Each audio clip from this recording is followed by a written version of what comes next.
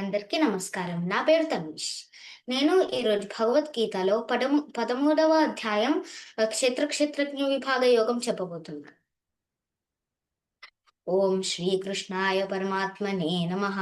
శ్రీమద్భగవద్గీత అథ త్రయోదశోऽధ్యాయः క్షేత్రజ్ఞ విభాగ యోగः. శ్రీభగవానువాచ ఇదం శరీరం కౌంతేయ క్షే క్షేత్రజ్ఞ ఇదం శరీరం కౌంతేయ క్షేత్రమిత్యభిధీయతే. ఏతద్యో వేత్తి తం ప్రాహుః క్షేత్రజ్ఞ ఇతి తద్విదః. క్షేత్రజ్ఞం చాపి మాం విద్ధి సర్వక్షేత్రేషు భారత. క్షేత్రజ్ఞయో జ్ఞానం యజ్ఞానం మతం మమ. తత్క్షేత్రం యచ్చయాదృక్ష యద్వికారి యతశ్చ యత్ స చ యో యత్ప్రభావశ్చ తత్సమాసేన మే శృణు. ఋషిభిర్బహుధా గీతం ఛందోభిర్వివిధైః పృథక్ బ్రహ్మసూత్రపदैश्चैव हेतुमद्भिर्विनिश्चितैः. महाभूतान्यहङ्कारः बुद्धिरव्यक्तमेव च इन्द्रियाणि दशैकञ्च पञ्चचेन्द्रियगोचराः. इच्छा द्वेषः सुखं दुःखं सङ्घातश्चेतना धृतिः. एतत् क्षेत्रं समासेन सविकारमुदाहृतम्. अमानित्वमदम्भित्वम् अहिंसा क्षान्तिराजवम् आचार्योपासनं शौचं स्थैर्यमात्मविनिग्रहः.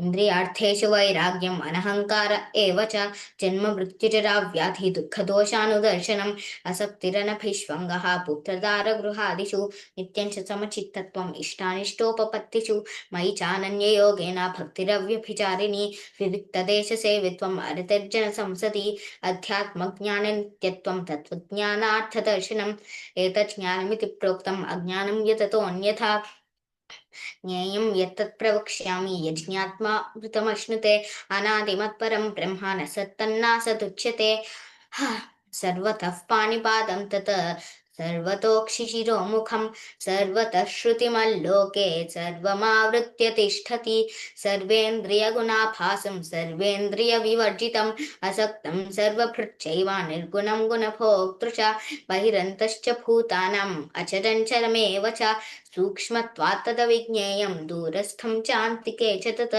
अविभक्तं च भूतेषु विभक्तमेव च स्थितं भूतभर्तृ च तज्ज्ञेयं ग्रसिष्णुप्रभविष्णु च ज्योतिषामपि तज्ज्योतिः तमसः परमुच्यते ज्ञानं ज्ञेयं ज्ञानगम्यं हृदि सर्वस्य विष्ठितम् इति क्षेत्रं तथा ज्ञानं ज्ञेयं चोक्तं समासतः मद्भक्त एतद्विज्ञाय मद्भावायोपपद्यते प्रकृतिं पुरुषं चैव विध्यनादि उभावपि विकारांश्च गुणांश्चैव विद्धि प्रकृतिसम्भवान् कार्यकरुणकर्तृत्वे हेतुः प्रकृतिरुच्यते पुरुषः सुखदुःखानां भोक्तृत्वे हेतुरुच्यते पुरुषः प्रकृतिस्थो हि भुङ्क्ते प्रकृतिजान् गुणान् कारणं गुणसङ्गोऽस्य सदसद्यो निजन्मसु उपद्रष्टानुमन्ता च भर्ता भोक्ता महेश्वरः परमात्मेति चाप्युक्तः देहेऽस्मिन् पुरुषः परः य एवं वेत्ति पुरुषं प्रकृतिं च गुणैः सह सर्वथा वर्तमानोऽपि न स भूयोऽभिजायते ध्यानेनात्मनि पश्यन्ति केचिदात्मानमात्मना य ये साङ्ख्येन योगेन कर्मयोगेन चापरे अन्ये त्वेवमजानन्तः श्रुत्वान्येभ्य उपासते तेऽपि चातितरन्त्येव मृत्युं श्रुतिपरायणाः यावत् सञ्जायते किञ्चित् सत्त्वं स्थावरजङ्गमं क्षेत्रज्ञसंयोगात् तद्विद्धि भरतर्षभ समं सर्वेषु भूतेषु तिष्ठन्तं परमेश्वरं विनश्यत्स्व विनश्यन्तं यः पश्यति स पश्यति समं पश्यन् हि सर्वत्र समवस्थितमीश्वरं न हि नस्त्यात्मनात्मानं ततो याति परां गतिं प्रकृत्यैव च कर्माणि क्रियमाणानि सर्वशः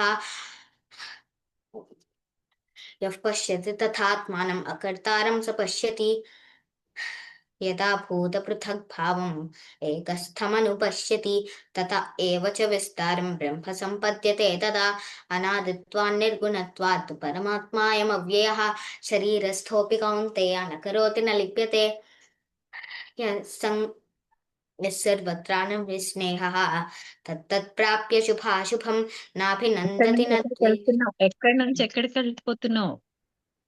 ద్వేషం.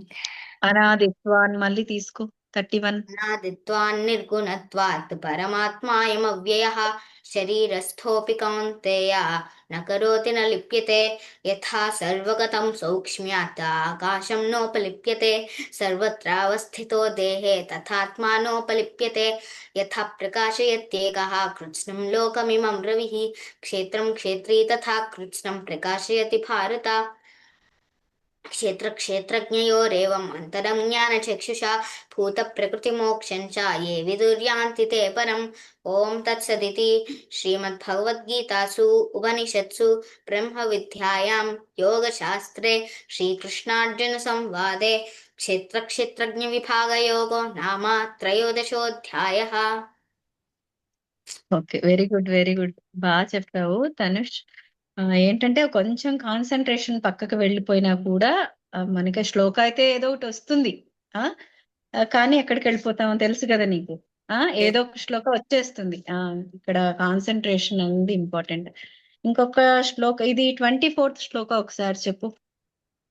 ध्यानेनात्मनि पश्यन्ति केचिदात्मानमात्मना अन्ये साङ्ख्येन योगेन कर्मयोगेन च अपरे। ఇందాక థర్డ్ పాద వేరే తీసుకున్నావు, తెలుసు కదా. అది రెగ్యులర్ గా వస్తుంది మిస్టేక్ నీకు. అన్యే సాంఖ్యేన యోగేన. సరేనా, ఇది కొంచెం బాగా ప్రాక్టీస్ చేయము, అంతే. పర్ఫెక్ట్, ఏం కాదు, బాగా చెప్పావు. అది చెప్తున్నాను కదా, కొంచెం మన ఆలోచన పక్కకు వెళ్ళిపోయినా కూడా మిస్ అయిపోతుంది ఆర్డర్. ఓకే, బాగా చెప్పావు, చాలా బాగా చెప్పావు. Very good. జై గురుదత్త. జై గురుదత్తమ్మ.